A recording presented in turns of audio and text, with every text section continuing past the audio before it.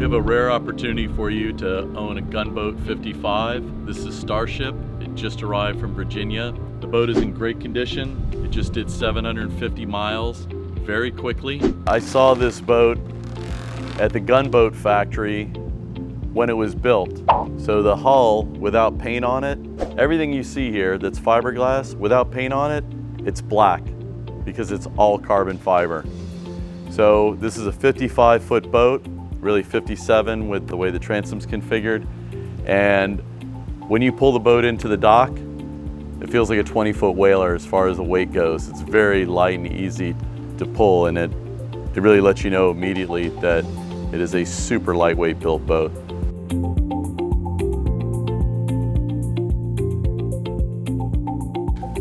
This is a very large storage compartment. It's a big lid, but very easy to open. There's a lot of safety gear. You also have 3 lockers on this side. There's another locker there. This is a space to put things like winch handles that you'd be using frequently. There's a AIS EPIRB in here, some other stuff. Same thing on the other side.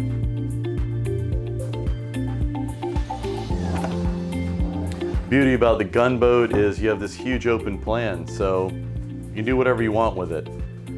Some of the earlier gunboats that I sold, like Takata for example, had a module here in this space with a galley on it. So they had a cooking stove, a sink, and a microwave in an island. And then they had a table in this space with an ottoman. Starrship was done with a completely open plan, so you can make it whatever you want. There's also a carbon fiber table in this space that lifts up, and that pops up for dining. Some occasional chairs that can fit in that space. Got JL audio speakers here on the back. There's courtesy lights. Large window in the back opens up, and then it zips to the ceiling here to keep that open. So it's a very nice open plan.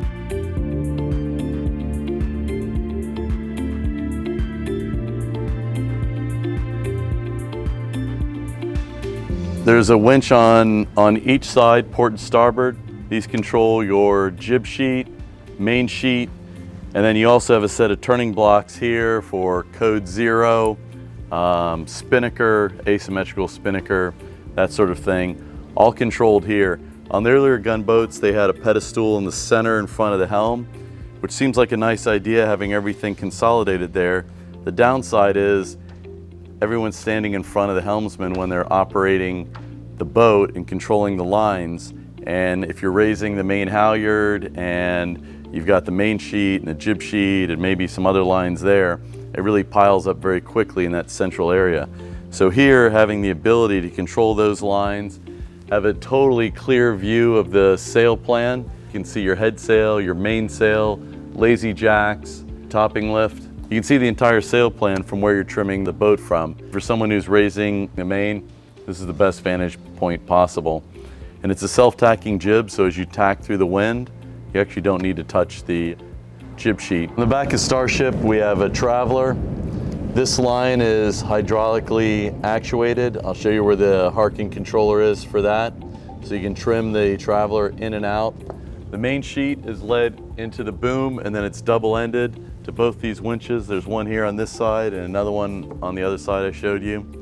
Very, very easy to control the mainsail, and there's also hydraulic release that releases the main sheet, so there's an immediate dump if necessary. Very clever but simple system.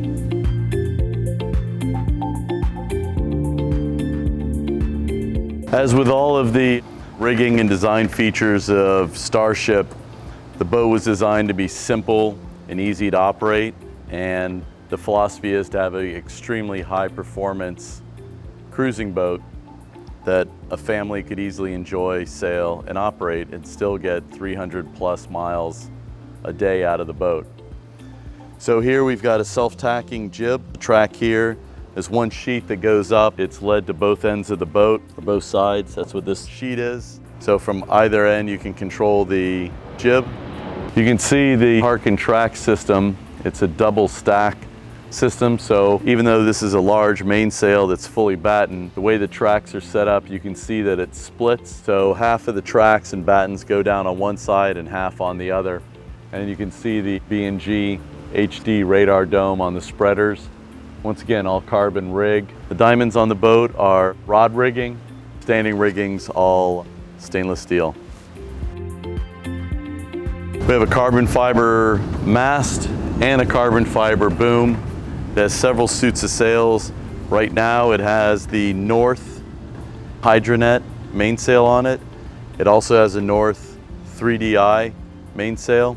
It's significantly larger sail with much more roach, and for performance cruising or racing, that's the sail to go with. This sail here is a little bit smaller and significantly easier to handle, particularly in high winds, and it's easy to reef. All the control lines for the Maine are led here. So we have halyard, reef lines, Cunningham, outhaul, and the jib sheet. And also the sheets for the screecher and binnaker. On the rooftop, there's 14 Soliband flexible solar cells. This keeps the batteries topped off, and when you're out cruising, this is enough to run the marine electronics and the refrigeration on the boat without having to generate any additional power. The engines have alternators on it that charge the battery banks, and then also it charges from shore power as well if it's plugged in. So you're always leaving the dock with a full power bank. The shrouds on this are stainless steel. That keeps the cost down. It's a little bit more weight aloft, but not much. But the good news is you can have these repaired or replaced anywhere in the world that does rigging. This is the engine compartment on the Gunboat. We've got a 39 horsepower Yanmar diesel here. This is a carbon fiber bench that's removable, so you don't step on the engine when you come in. We've got a blower system here, engine start battery, Fireboy fire suppression system. You can see the battery switches to turn those on and off. Bilge is clean and dry. You got the transmission here forward. That's a V drive, so the shaft goes out below the engine through an aqua drive. Here we have a Dometic air conditioning system. There's one for each side. So this cools port and starboard side of the boat. So on the port side, you got the galley and a cabin. And there's also two AC vents in the cockpit area, and that's also heat as well. Back here, we've got a fuel boss system. This allows you the ability to switch between fuel filters on the fly without having to open anything up, diagnose anything, or change it. It's just a one lever switch, and you're onto a completely new fuel filtering system. These are strainers here in the bottom. Seacocks or Marlon Seacocks, everything's in good shape. It's really the best of the best. On the transom in this area is the accessibility to the cassette rudder. So you can see here that there's a large roller bearing system that steers the rudder. This rudder comes out so it can be wet sanded, stored out of the water, and then it slides down there. If you're going into shallow water, you can reach down and pull it up, and there's a stick that fits here that holds the rudder up about this high. So it reduces the draft of the boat to an absolute minimum amount of just a little bit over 2 feet. And in order to really feel the boat sailing, you can only have a cable steering system. So these are the cables leading up to the carbon fiber helm and steering wheel, and then that's the connection for the autopilot rudder position indicator.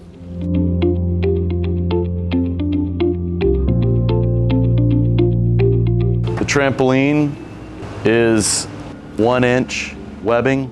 It's very comfortable on your feet, super strong.